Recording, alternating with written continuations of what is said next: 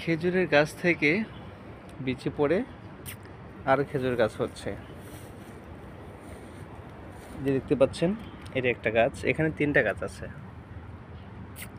3টা গাছ, ওখানে একটা গাছ, ওই পাশে আরও কয়েকটি গাছ, সব কিছু মিলিয়ে শুয়ে থাকো তুমি ঘুমাও। এই দেখেন এটার গোড়া থেকেও গাছ হয়েছে বেশ কয়েকটি। কত নিচে খেজুর, হ্যাঁ, কত বড় খেজুর, কিন্তু এটা পাকেনি এখনো, এগুলো এখনো পাকেনি।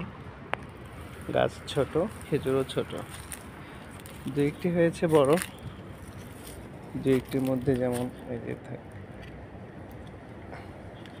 এটা হয়তো বা টেস্টি হতে পারে, একটু ট্রাই করে দেখি।